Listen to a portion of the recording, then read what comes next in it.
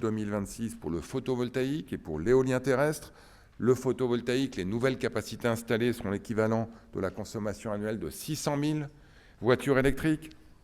Du côté de l'éolien terrestre, l'équivalent de 500 000 maisons individuelles chauffées avec une pompe à chaleur. Tout ça est donc loin d'être négligeable. Ce n'est plus seulement une stratégie, c'est une ambition et c'est aussi une réalité industrielle.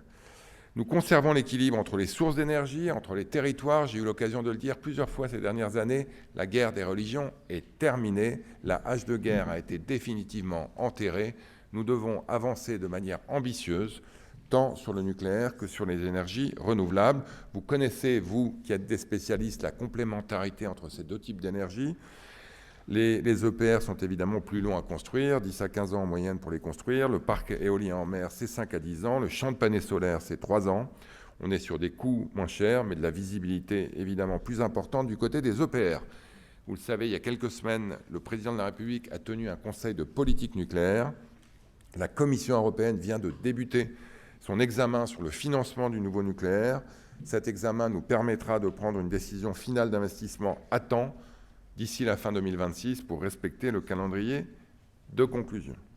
Et puis, je parlais de l'équilibre territorial. Ce que nous vous annonçons aujourd'hui concerne toutes les façades maritimes françaises, de Fos-sur-Mer à Fécamp, en passant par Oléron, et évidemment nos territoires pour ce qui est du terrestre. Cette révolution énergétique que va détailler la ministre de l'Énergie, c'est aussi une révolution industrielle, c'est une révolution écologique, c'est une révolution sociale. Et donc, nous souhaitons que ces appels d'offres se fassent autant que possible avec nos technologies, nos usines, nos employés. C'est une stratégie de long terme. Je rappelle qu'en 2023, nous avions lancé le crédit d'impôt industrie verte qui permet aujourd'hui à des installations de fleurir dans nos territoires qui vont fabriquer des panneaux solaires fabriqués en France, des pales d'éoliennes et autres fabriqués en France. Aujourd'hui, nous avons des filières solides, vous l'avez vu sans doute. Le baromètre industriel publié par la DGE, je pense que c'était la semaine dernière, montre que parmi les secteurs les plus dynamiques en termes d'installation d'usines et d'installation de nouvelles chaînes de production, les industries vertes sont les plus dynamiques. Nous recueillons les fruits de cette politique industrielle et nous faisons évoluer les appels d'offres de manière à ce que ceux-ci soient plus cohérents, plus compatibles avec le développement de nos filières industrielles. D'ores et déjà, des critères de résilience seront présents dans les appels d'offres à venir. Et puis, au fur et à mesure, nous introduirons des critères de durabilité et de cybersécurité qui permettront aussi de sécuriser nos filières industrielles tout en assurant le développement de l'offre électrique. Et la prochaine étape, évidemment, en phase avec l'Industrial Accelerator Act de la Commission européenne, ce sera le principe de Made in Europe qui sera dans tous les appels d'offres à horizon de 2030. Vous le savez, certaines sont représentées, des centaines d'entreprises sont mobilisées. Je pense à Holosolis en Moselle pour les cellules photovoltaïques, à Nexans dans l'Ain pour les câbles de distribution d'électricité, à Carester, qui était présent avec nous à Tokyo, mais qui est dans les Pyrénées-Atlantiques pour les terres rares, Siemens Gamesa, EGI, Vernova en Seine-Maritime et à Saint-Nazaire pour les pales d'éoliennes. Bref, cette programmation pluriannuelle de l'énergie, ce sont au bas mot 120 000 emplois supplémentaires à horizon 2035, dont 90 000 dans les énergies renouvelables. Tout ça, mesdames et messieurs, se fera à un coût pour les finances publiques mieux maîtrisé et plus raisonnable. Comment ? Tout simplement parce que vous avez fait des efforts de productivité, les technologies sont aujourd'hui moins chères qu'elles n'étaient, parce que nous en faisons aussi en optimisant des installations existantes et parce que, vous le savez, nous remplaçons de vieux contrats onéreux par d'autres qui le sont moins. On se retrouve donc avec un coût des énergies renouvelables qui est plus que jamais minime face à celui de nos dépendances aux hydrocarbures. Vous le savez, 60 milliards d'euros d'importation d'énergie fossile, j'allais dire en temps normal. Il est bien probable que cette année, on aille au-delà du fait de la crise. Je rappelle qu'en 2022, c'était 120 milliards d'euros. La PPE3, c'est donc moins d'argent public au global, c'est plus d'argent public plus efficace destiné à nos filières. Je vais couper ça. En parallèle de la production, nous avançons aussi sur le passage à l'électrique. Nous avons accéléré ces derniers mois, je tiens à le rappeler, les ventes de véhicules électriques ces 12 derniers mois, c'est plus 24,7% en France. Désormais, les véhicules électriques sont à 28% des voitures vendues Ils sont essentiellement des véhicules électriques fabriqués en Europe, fabriqués en France. Pas besoin de le rappeler, mais je le dis quand même. La Renault 5 électrique fabriquée à Douai est aujourd'hui le premier véhicule électrique vendu en France. C'est une politique volontariste avec le développement du leasing social, du bonus écologique, des incitations au verdissement des flottes professionnelles, la rénovation énergétique, tout ça financé par des certificats d'économie d'énergie dont nous continuons à rappeler avec la ministre matin, midi et soir que ce sont une bonne politique. La sobriété doit faire partie aussi de nos objectifs, la décarbonation des sites industriels les plus polluants. La demande d'électricité va continuer à augmenter de manière exponentielle. Le plan d'électrification permettra de sécuriser cette demande d'électricité. Nous aurons des premières annonces dans les prochains jours. Pour conclure, avant de passer la parole à ma collègue, c'est Winston Churchill qui l'avait dit, il ne faut jamais gâcher une bonne crise. Et malheureusement, cette crise à laquelle nous faisons face, nous devons y faire face ensemble. Profitons de ce signal qui nous est envoyé une fois de plus pour réduire nos dépendances énergétiques, pour réduire nos dépendances industrielles, pour réduire nos dépendances climatiques et faire en sorte que la politique énergétique de la France, comme certains l'avaient fait avant nous il y a 50 ans, soit une véritable stratégie ambitieuse de développement économique, écologique et social. Mesdames et messieurs, merci à vous. Madame la ministre, c'est à toi.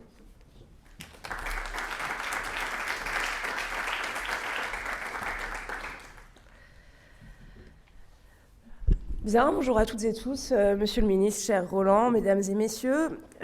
Comme l'a rappelé Roland à l'instant, nous avons publié, vous le savez, la programmation pluriannuelle de l'énergie le 13 février. 15 jours plus tard, le 28 février, l'embrasement du Moyen-Orient nous a rappelé à quel point l'énergie était un enjeu vital, un argument de plus, une démonstration de plus, si jamais il en fallait une. Ce gouvernement avait au cœur une énergie décarbonée, vous vous en doutez, c'est l'électricité. Et c'est pour fixer le cap de production de cette électricité que je me tiens devant vous aujourd'hui. C'est un grand honneur pour moi de vous annoncer la relance des appels d'offres pour les énergies renouvelables électriques, j'ai envie de dire enfin, que je sais attendu désormais depuis trop longtemps. Il constitue la pierre angulaire de notre stratégie énergétique, permettant une montée en puissance rapide et compétitive de notre production électrique. Ces appels d'offres, je les sais attendus par tous les acteurs, par les élus locaux, qui portent des projets d'énergie renouvelable dans leur territoire, en prévoyant des retombées locales, par les développeurs, qui ont besoin d'y voir clair sur le soutien à leur activité économique dans les années à venir, par les industriels, qu'il s'agisse d'usines existantes ou de projets permettant de maximiser notre souveraineté industrielle et énergétique, par les gestionnaires de réseau, RTE et Enedis, que je remercie de leur présence aujourd'hui, et de leur implication pour mettre en place chaque jour une politique ambitieuse de raccordement des nouveaux projets de production d'énergie décarbonée avec des impacts industriels locaux forts. Et j'ajouterais, je pense, de beaucoup de Français qui sont profondément convaincus de l'impérieuse nécessité de développer, en parallèle du nucléaire, les énergies renouvelables. Je ne vais pas vous faire attendre plus longtemps, l'attente a assez duré. Je me suis attelée dès mon arrivée à garantir, comme le Premier ministre s'y était engagé, la reprise des appels d'offres pour le soutien aux énergies renouvelables dans les plus brefs délais et dans le respect des orientations fixées par la 3e programmation pluriannuelle de l'énergie.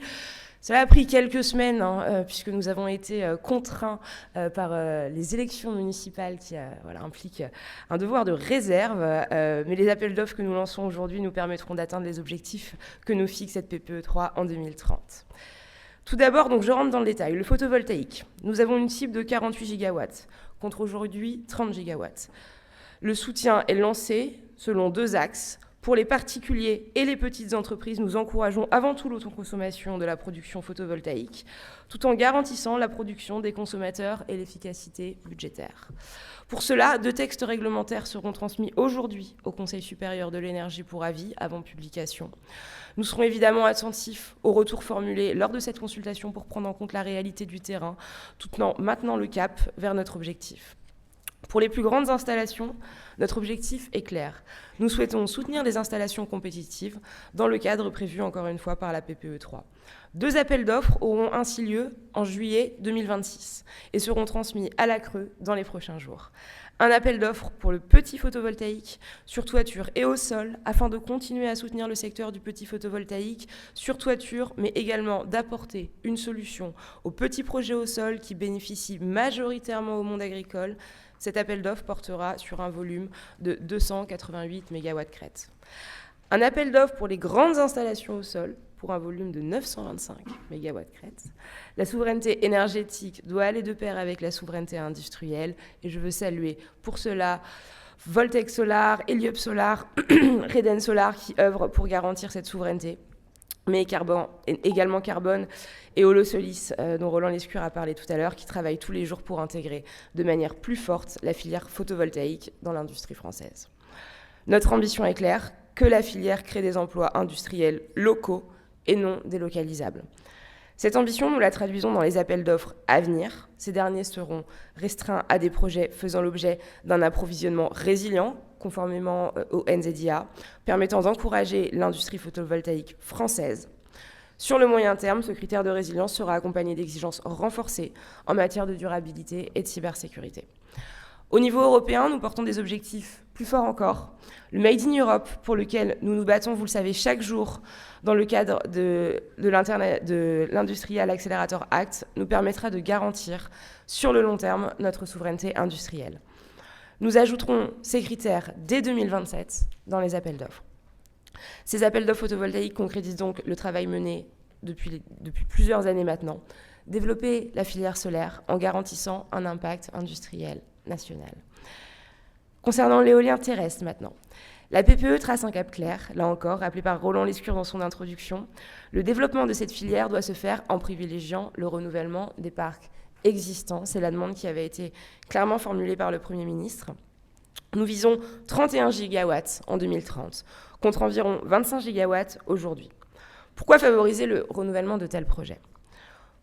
Pour essentiellement 2 raisons. D'une part, parce que ces projets sont une opportunité économique. En réutilisant une partie des éoliennes déjà installées et avec la connaissance des enjeux du terrain, ils sont compétitifs. Les derniers appels d'offres nous le montrent. Les projets de renouvellement sont plus compétitifs qu'une partie des nouveaux projets. Et deuxièmement, parce que ces projets bénéficient d'une acceptabilité locale renforcée qu'il est évidemment de notre devoir de rechercher. Nous avons des exemples. Je pense au parc éolien de Plorazel dans le Finistère, qui a été renouvelé en 2021 après plus de 20 ans d'exploitation et dont la puissance a été augmentée sans détérioration de l'impact visuel. C'est bien la preuve que ces projets-là sont vertueux, sont acceptables et sont compétitifs économiquement. Ils bénéficient au territoire. Le gouvernement a ainsi porté en loi de finances pour 2026 une modification de l'imposition forfaitaire pour les entreprises de réseau permettant aux communes de toucher des retombées économiques lors du renouvellement d'un parc sur leur territoire. Les chiffres sont formels. Un parc éolien composé de 4 éoliennes de 2,5 MW chacune génère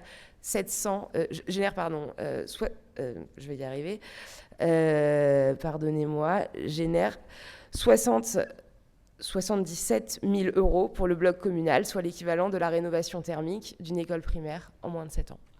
Renouveler un parc, c'est donc bénéficier d'une opportunité économique. Aussi bénéfique qu'il soit, ce renouvellement doit être pensé de manière harmonieuse et optimisée. Pour ce faire, nous nous engageons sur plusieurs points. Faciliter l'instruction des projets en renouvellement. Vous l'avez sûrement en tête, la circulaire publiée vendredi dernier a permis de rehausser de 33 à 35% le seuil en deçà duquel un renouvellement relève d'une simple portée à connaissance pour son autorisation. Planifier le renouvellement dans les zones déjà fortement équipées. Nous avons conscience que certains territoires ont déjà pris leur part dans le développement du renouvellement terrestre. Pour ces territoires, l'enjeu, c'est désormais de planifier le renouvellement des parcs déjà présents de manière harmonieuse et concertée. Une circulaire a été transmise au préfet à ce sujet ce matin. Elle rappelle la nécessité de privilégier le renouvellement des parcs, mais introduit un dispositif inédit de planification spatiale du renouvellement des parcs éoliens terrestres. Nous réunirons les entités concernées au niveau national pour définir les grands principes de cette planification dans les prochaines semaines. Elle sera ensuite déclinée dans les régions concernées. Cette planification permettra de concilier performance énergétique, acceptabilité locale, préservation des paysages, en garantissant un renouvellement adapté aux contraintes locales. Les zones concernées pourront bénéficier de mesures permettant de limiter l'impact visuel, tant d'un point de vue du balisage que de l'alignement des mâts. Le renouvellement éolien ne doit pas se faire au détriment de nos enjeux de défense. D'autant plus dans cette période particulière, c'est un point important sur lequel il y a eu de longues discussions. Une des zones ciblées sera donc équipée d'un radar de compensation permettant de libérer de l'espace pour le renouvellement des parcs tout en maintenant un haut niveau d'exigence en termes de défense. Parce que nous devons de la visibilité aux projets déjà autorisés et bénéficiant ainsi d'une bonne acceptabilité locale, nous relançons sans attendre les appels d'offres pour le soutien de l'éolien terrestre. Le cahier des charges de la prochaine période sera publié dans les prochains jours avec 800 MW de projets et 800 MW de projets pourront candidater en mai prochain. Enfin, comment parler des énergies renouvelables sans parler de l'éolien en mer, qui est évidemment le cœur du sujet que nous verrons tout à l'heure lors du déplacement avec Roland. La PPE nous a fixé un cap avec une puissance installée de 15 gigawatts en 2035. Cela nous permettra de consolider notre industrie sur l'éolien posé, mais également de devenir leader sur l'industrie de l'éolien flottant. Pour atteindre cet objectif, le chemin est clair, lancer les 9e et 10e appels d'offres pour le soutien à l'éolien en mer. Ce chemin ne doit pas être emprunté sans que nous ne portions une attention particulière à la compétitivité des projets. C'est ce que nous faisons aujourd'hui, précisément. Le coût d'attribution des projets sera maîtrisé grâce à la fusion des appels d'offres au sein d'une même procédure qui permettra de concerner toutes les façades maritimes. Les lauréats pourront ainsi désigner dès qu'ils sont suffisamment compétitifs et qu'ils offrent suffisamment de garanties de retombées industrielles d'ici le début de l'année 2027. Il s'agit d'un programme industriel d'envergure qui concernera les 4 façades maritimes et permettra des retombées économiques directes pour les territoires, mais également des investissements d'envergure dans les zones industrielles et portuaires. Cette procédure, c'est avant tout un investissement en France et pour les territoires. Cela représente environ 37 milliards d'euros en termes de taxes et de retombées économiques et industrielles, directes ou indirectes. Le site sur lequel nous nous rendons tout à l'heure avec Roland en est une parfaite illustration. Le chantier de construction mobilise pendant 2 ans 1500 emplois directs en France, dont une centaine de salariés issus des professions portuaires. Il mobilisera également pendant 25 ans 85 emplois locaux non délocalisables pour faire fonctionner le parc, dont une soixantaine sur l'île Dieu, à Port-Joinville. Plus de 140 contrats ont été signés avec les entreprises locales. Le moins qu'on le puisse dire, c'est que ce parc bénéficie à son territoire d'accueil. Enfin, je n'oublie pas les Outre-mer dans cette aventure et vous savez que du fait notamment de son parcours, le Premier ministre y est particulièrement attentif. À cet effet, nous publierons dans les prochains jours la synthèse de la consultation sur le projet de parc éolien flottant à La Réunion. Cette synthèse permettra d'avancer sur la faisabilité du projet conformément aux annonces réalisées lors du comité interministériel de la mer l'année dernière. Voilà, je ne serai pas plus longue, je l'ai déjà largement été, mais je crois qu'un certain nombre de détails et de précisions étaient attendus. Je crois que l'essentiel a été dit. Et donc, en ligne avec les engagements pris le 13 février dernier, nous confirmons aujourd'hui le triptyque qui doit nous guider pour avancer, souveraineté énergétique, relance industrielle, exemplarité budgétaire. Les engagements pris sont des engagements tenus. C'est évidemment le cas pour l'industrie nucléaire. Ce sera tout autant le cas pour les énergies renouvelables. Et si jamais il était nécessaire de le dire, contrairement à d'autres peut-être, en tout cas à en croire le débat public ces derniers temps, nous n'avons pas les énergies renouvelables honteuses. Je vous remercie. Merci beaucoup, Madame la Ministre. Monsieur le Ministre, merci beaucoup. On va procéder en 2 temps. Je vais d'abord laisser les filières poser des questions au ministre. On va prendre 2-3 questions. Ensuite, on pourra laisser les journalistes poser 2-3 questions au ministre. Et ensuite, les ministres devront partir pour ce fameux déplacement. Et on vous laissera avec le côté technique, autant les filières que les journalistes pourront discuter avec eux. Voilà. Bonjour, Jules Nissen, président du syndicat des énergies renouvelables. Je vais commencer par un remerciement appuyé parce qu'on voit qu'on continue à monter les marches de l'escalier, c'était pas facile. Mais on reste dans l'esprit des annonces qui ont été faites dans le Jura, on était tous ensemble. Je voulais souligner l'importance de bien relier, vous l'avez fait tous les deux, le déploiement des énergies renouvelables électriques pour crédibiliser ce que vous allez annoncer la semaine prochaine en matière de plan d'électrification. Parce qu'à côté des aides à l'électrification, il faut aussi avoir la certitude que la France continuera à disposer durablement d'une électricité abondante, compétitive et totalement, ou quasi totalement décarbonée. Je voulais vous dire aussi qu'on soutenait totalement vos efforts pour rendre plus souveraines les éléments de la chaîne de valeur et puis essayer de mettre en avant un Made in Europe qui soit vraiment fabriqué dans le territoire de l'Union européenne et pas avec des partenaires commerciaux, autant aller directement sur les choses les plus faciles à comprendre. Troisièmement, je voulais aussi vous remercier pour ne pas avoir abandonné l'ambition initiale qui était caractérisée dans le pacte éolien en mer sur l'éolien offshore. Il faudra être attentif à ne pas perdre de temps dans la nouvelle procédure qui a été annoncée, mais ça nous paraît être la solution qui était la plus ambitieuse et la plus souhaitable. Et je terminerai avec une interrogation et une question sur les filières ENR terrestres, le solaire et l'éolien. On a tous bien compris qu'il y aurait une clause de revoyure en 2027, c'est vos mots, monsieur Lescure, qui est liée à l'élection présidentielle, mais elle n'est qu'au mois de mai. Or, dans ce qui était annoncé aujourd'hui, qui figure dans le dossier de presse, il n'y a pas de visibilité sur l'éolien terrestre après la fin 2026. Et pour le solaire, ce n'est pas très clair après l'été. Donc j'espère que dans le cadre des relations régulières qu'on a avec vos équipes, avec les équipes de Maud Bréjon, à la DGEC que je tiens à saluer, on aura rapidement des éclaircissements là-dessus parce que les acteurs attendent cette visibilité. C'est déjà pas très loin, mi-2027, mais c'est le minimum pour pouvoir sécuriser les filières industrielles. Je vous remercie. Merci Jules, et merci à vous pour tout ce que vous faites avec d'autres dans cette salle pour promouvoir, et vous non plus, vous ne lâchez pas et vous gardez vos ambitieux, et c'est tant mieux. Peut-être une remarque générale, et je laisserai ensuite la ministre répondre sur vos questions particulières. Il n'y a pas de poule et il n'y a pas d'œuf. Il faut effectivement développer à la fois l'offre et la demande ensemble.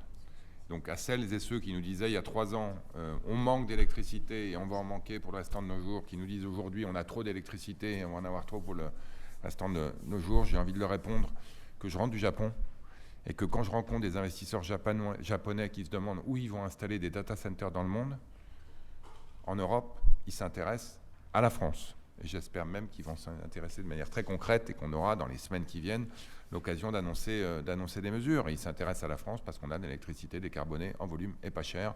Et donc ça peut aller vite. Je vois Thomas Vérinck ici dans les calculs d'RTE sur les scénarios de hausse de la demande d'électricité, l'installation d'un certain nombre de gigas en data center peut vite faire des marches importantes sur les escaliers dont vous parliez tout à l'heure.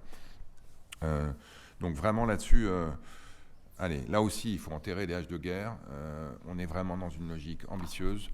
C'est celle qui prévalait, je le répète, il y a 50 ans quand nos prédécesseurs se sont lancés dans un programme électronucléaire qui fait des envieux partout dans le monde. Il faut qu'on garde cette ambition aujourd'hui.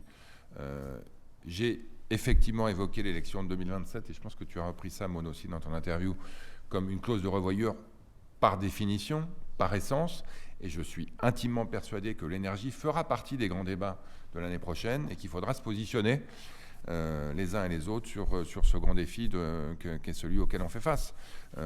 Mais ça n'empêche pas que d'ici là, la PPE, elle est annoncée, elle est lancée et qu'on va évidemment continuer à livrer. Tu veux peut-être compléter sur la question précise sur le l'intérêt. Oui.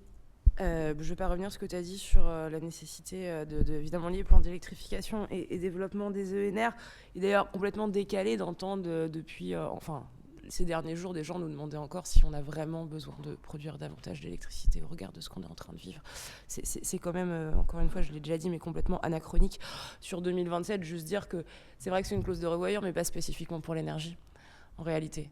L'ensemble des politiques publiques sont réinterrogées à l'aune d'une échéance électorale et au fond c'est la démocratie, c'est normal et ça n'empêche pas qu'on continue à se battre pour ce qu'on pense être juste, spécifiquement pour des domaines qui ont besoin de visibilité et pour lesquels il est urgent d'arrêter les stop and go. Ça vaut tant pour le renouvelable que pour le nucléaire. Et enfin sur la question des suites dans les appels d'offres, sur l'éolien terrestre, il y aura une période début 27. Voilà, avec l'ambition d'attribution avant l'élection présidentielle qui devrait néanmoins être en avril et non en mai, ce qui va contracter cette période à 3 mois. Donc on fera tout ce qui est possible de faire, mais on prévoit bien une période à ce moment-là. Et sur le PV, on travaille à un appel d'offres à l'automne, toute techno. Et vous allez être sollicité dans la suite de ces annonces par la DGEC, notamment pour contribuer à cet appel d'offres qui est prévu pour l'automne. Donc on ne l'a pas détaillé là, mais effectivement, il y a bien une suite à tout ça.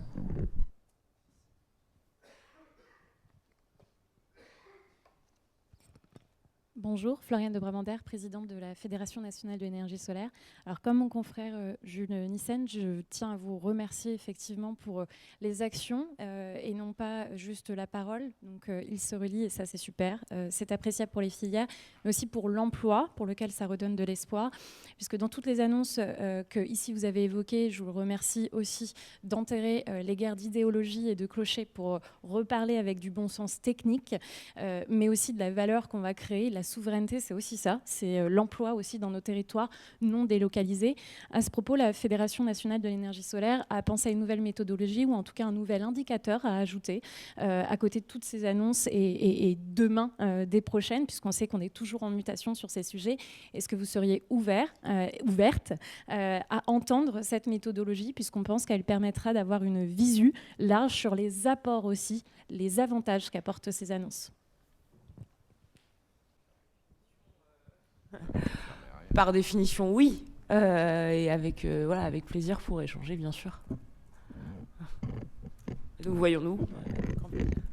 Peut-être des questions des journalistes pour les ministres à présent.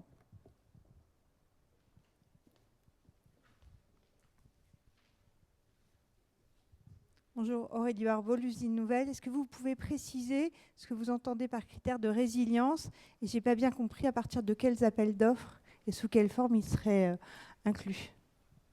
Alors, les critères de résilience, on avait négocié au moment de l'invasion de l'Ukraine par la Russie un certain nombre de dérogations aux aides d'État au niveau européen qui nous ont permis de faire deux choses. C'est créer le crédit d'impôt industrie verte, qui aujourd'hui, de manière très concrète, permet à des entreprises qu'on a mentionnées tout à l'heure d'installer des usines en France et en Europe.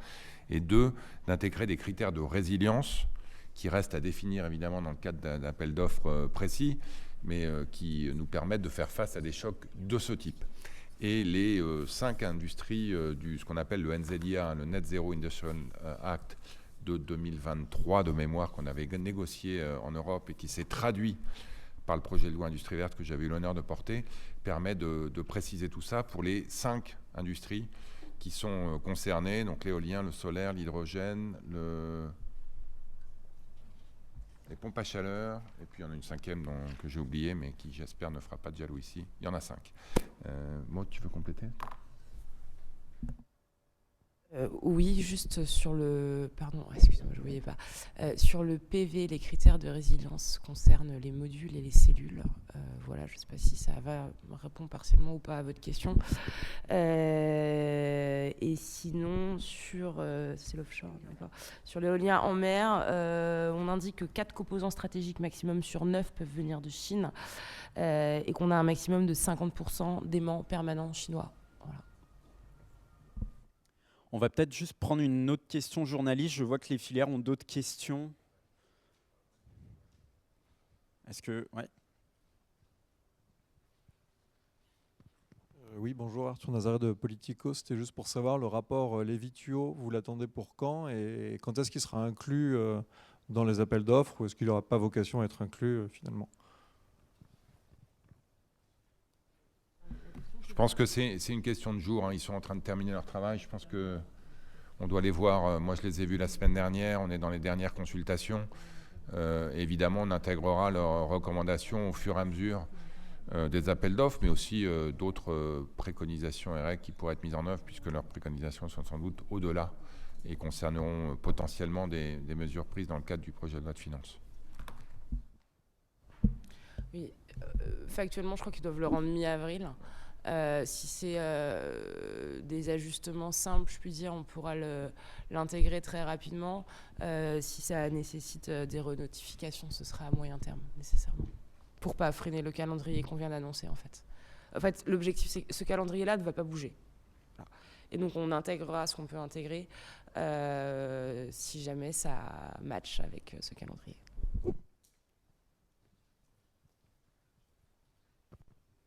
Monsieur le ministre, Anne-Catherine de Tourtier, France présidente de France Renouvelable. Monsieur le ministre, Madame le ministre, merci beaucoup effectivement, je rejoins mes collègues quant au fait qu'on se retrouve aujourd'hui ici et nous saluons l'engagement du gouvernement suite à cette réunion que nous avons eue, les nombreux échanges que nous avons eus pour trouver des modalités et suite à bien sûr cet engagement du Premier ministre. Donc un grand merci pour ce moment aujourd'hui.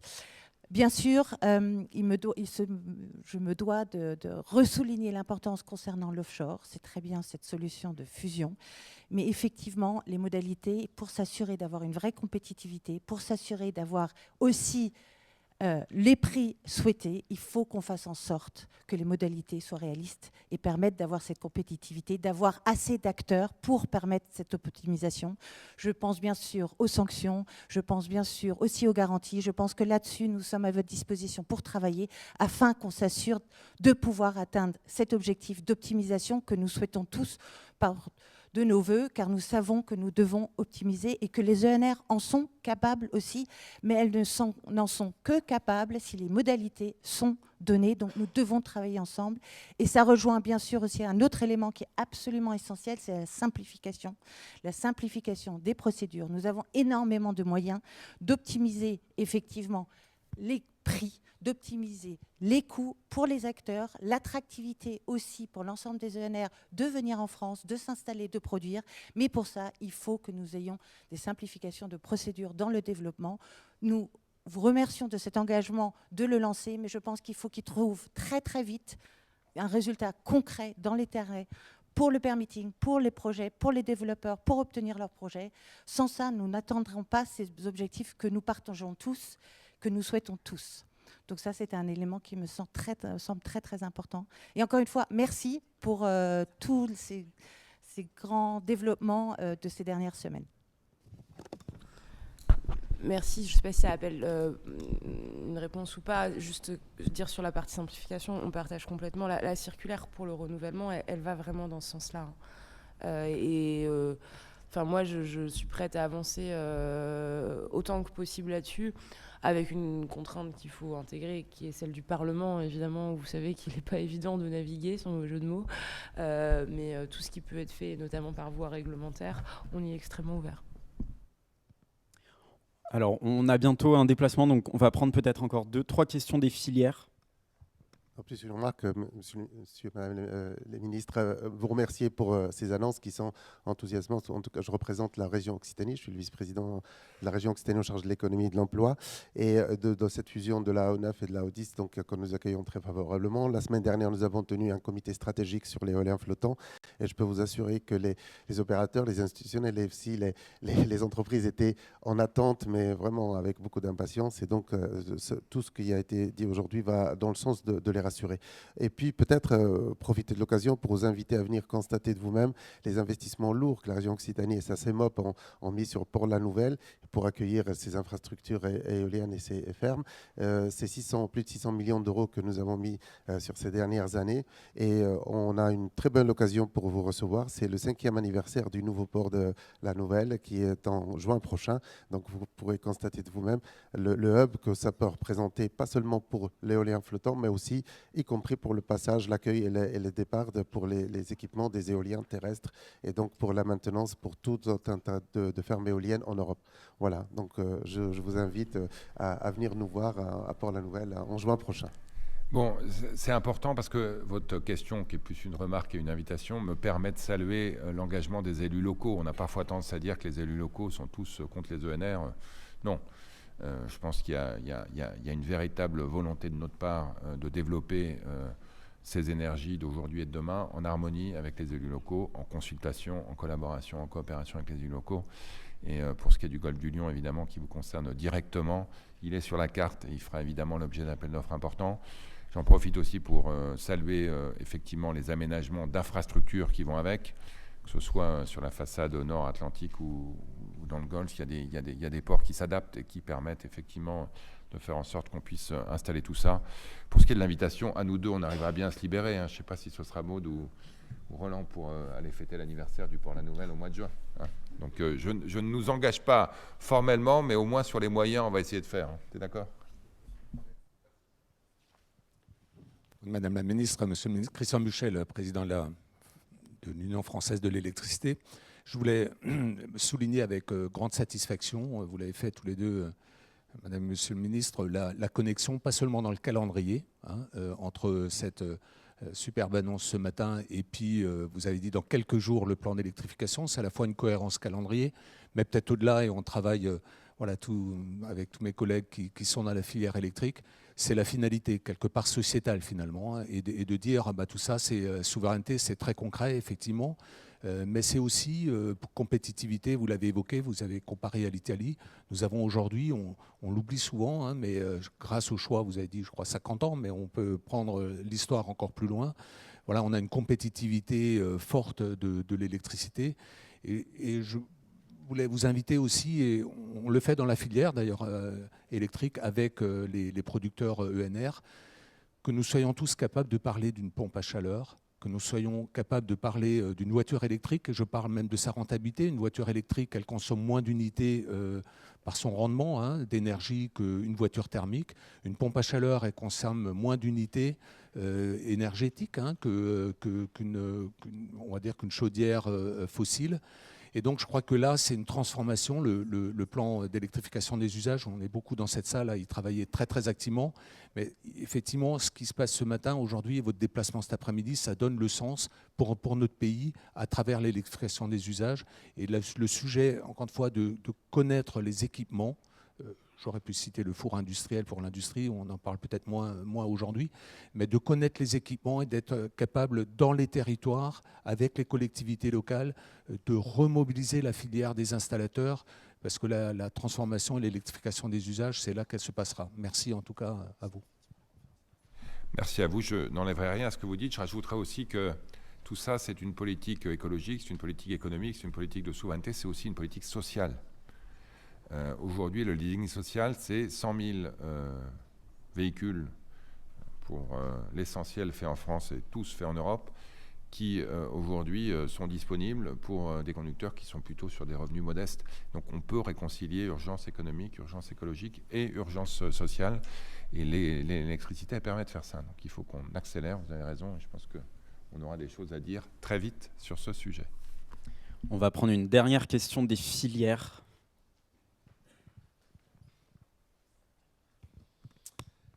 Je commencerai bien évidemment par un grand remerciement, notamment pour Daniel Bourg, excusez-moi, je ne me suis pas présenté, président d'Enerplan, pour vous dire aussi que c'était quelque chose qu'on attendait depuis longtemps dans le solaire et que ça a un impact très direct sur l'emploi. On était dans du solaire bashing depuis un petit moment et quelque part, vos annonces sont des points très très importants pour notre filière. J'insisterai sur quelque chose que vous avez dit et qui pour nous, je dirais que c'est un peu la première fois qu'on le met autant en avant, l'autoconsommation. Et je vraiment vous remercie parce que c'est quelque chose qu'on porte depuis de nombreuses années, de dire il faut pousser l'autoconsommation, c'est une solution pour le petit solaire. Le deuxième point, et qu'on verra certainement avec vous très prochainement, c'est aussi le stockage. Le solaire a besoin de stockage. Si on veut effectivement arriver à diminuer les coûts du solaire pour la collectivité, on sait que le complément du stockage est quelque chose de fondamental pour le futur. Le troisième point, je suis un tout petit peu déçu qu'on n'ait pas parlé aussi pour 2027 des appels d'offres du solaire. Ça n'a pas été mentionné, je ne sais pas si c'est un oubli ou pas, mais effectivement, on a toujours entendu qu'il y aurait 3 appels d'offres à haut sol avant les élections présidentielles. Et j'espère bien qu'on pourra tenir ça. On sait que les délais sont courts. Ceci étant, la filière est mobilisée et sera effectivement tout à fait capable de tenir ces différents éléments. Voilà, très rapidement, je sais que vous devez courir sur un autre événement, mais c'est... Vraiment, je pense qu'au nom de toutes les filières renouvelables, on avait besoin de ce go, on avait besoin de ce start et on vous remercie de l'avoir fait.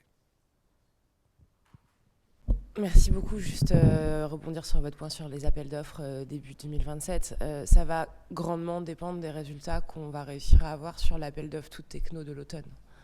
Et donc voilà, premier objectif, c'est de travailler sur celui-ci. Et on ne ferme pas la porte à une période début 27, loin de là. Mais... Et sur le stockage, vous avez raison, ça se développe déjà. Parce que quand on a une installation photovoltaïque personnelle, ça a de l'intérêt en fait d'avoir une batterie. Je pense que ça fait partie des sujets que vont regarder Jean-Bernard Lévy et M. Thuot, mais sans même l'encourager formellement par des dispositions financières, on se rend compte aujourd'hui que c'est déjà en développement, et j'allais dire tant mieux de voir qu'il y a des évolutions spontanées qui n'ont pas forcément besoin d'argent public et qui sont extrêmement utiles à la fois pour la collectivité et pour les individus. Donc, Madame la Présidente. Merci Monsieur le Ministre. Madame la Ministre, juste un mot pour dire qu'évidemment la CRE sera totalement mobilisée pour l'instruction, l'avis sur les cahiers des charges et ensuite les instructions très rapides de ces appels d'offres pour tenir les calendriers. Merci beaucoup. Merci à vous de votre diligence dont on ne doutait pas. Il faut vraiment qu'on finisse, je suis désolé. Ouais. Alors, vite, mais rapide, parce que vraiment... Dernière, et puis on y va. Le bateau ne nous attend pas, et le train promis. surtout non plus. Je ne pouvais pas ne pas vous saluer, Monsieur le Ministre, Madame la Ministre Sarah Amri du Grand Port Maritime de Marseille. Je voulais souligner le fait qu'on a aujourd'hui une situation totalement remarquable d'alignement entre les ports, les industriels, le gouvernement, le SGPI aussi pour l'accompagnement financier. On sait qu'on va avoir de bonnes nouvelles. Hier, c'était les 60 ans du Grand Port Maritime de Marseille. On a toute une séquence qu'on conduit. Donc évidemment, je vous incite à venir visiter ces 800 mètres linéaires de quai, ces 80 hectares. Dit comme ça a l'air de rien. Mais en bord à quai, c'est un foncier incroyable et on travaille en complémentarité pour atteindre nos objectifs en matière d'éolien flottant. Merci beaucoup. J'adore le Grand Port de Marseille. Bienvenue. Mais j'y suis déjà allé 2-3 fois, donc je laisserai ça à Maud. Mais j'adore le Grand Port de Marseille, mais je ne fais pas de jaloux entre les ports. Merci à tous et à toutes. On vous laisse entre des mains expertes qui vous permettront de compléter.